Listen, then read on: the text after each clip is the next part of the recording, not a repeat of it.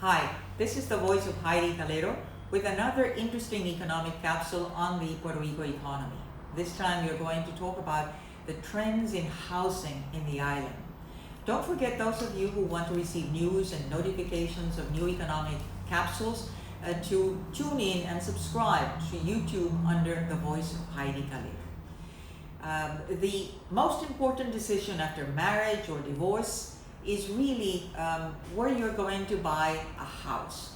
The determination to purchase a house, there are different factors that come into play, but today we are going to focus on population and where are the new housing units being located in Puerto Rico, where are they being sold. So if you look at this map, the trends in housing, the sale of existing units from 2015 to 2020, these 6 fiscal years, in Puerto Rico there were sold 49,268 units. This data comes from the Office of the Commissioner of Financial Institutions that provides us this data by municipality and the average price of these units. So the legend tells us that those municipalities that have 50,000 and up in population, these red ones, are where there were more existing units being sold.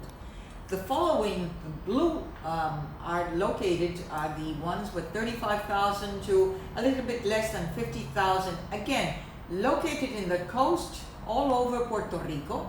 And then the green ones, less than 35,000, most of the municipalities in Puerto Rico, including this center where the string of mountains occur and where they're the most poor of the municipalities, where less existing units are being sold. So what is interesting is that most are located in the metropolitan area and in the large municipalities like Arecibo, like Aguadilla, Maya West, Ponce, and even here in Humacao.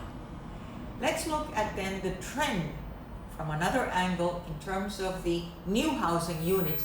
Again, for the same fiscal period, 2015 through 2020, 5,930 units during that period, much less than the new housing units, the existing units that are being sold.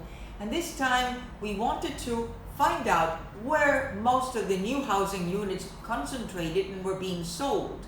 And this time it's in 400 plus units. Again, it's in this metropolitan area, San Juan, Bayamon, Guaynabo. That's where most of the new housing units were being sold.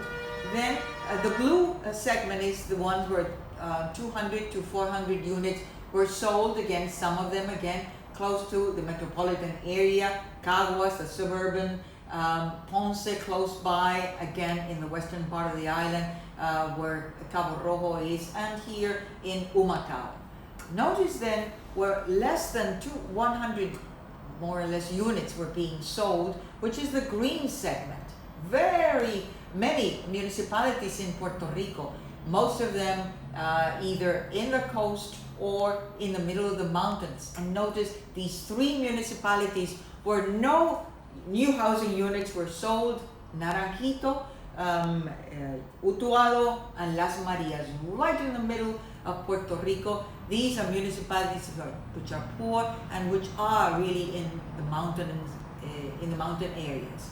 What's interesting is when you're just about to buy a house, you will consider the location, of course, and notice that these maps already tell you that. They also tell you about neighborhood. You like to know what is the neighborhood where you're going to buy either an existing unit. Where are the schools, where are the colleges, where's the infrastructure? Does it have good electricity, good roads, that network of connectivity? Is it high in crime or low in crime? Do you want to live in the urban or the rural communities, but yet not isolated? And above all, you want to know where there are green spaces, and you want to inspect your house to see if it fulfills your needs and those of your family. So those are all factors that are present in this decision of the sale of existing units as well as new housing units. Now let's look at the trend of prices, which of course it's an important factor when you are going to buy a home. The average sale price of existing units from 2015 through 2020 tells us that in 2015 the average price, and again I highlight that it is an average price, was $146,238.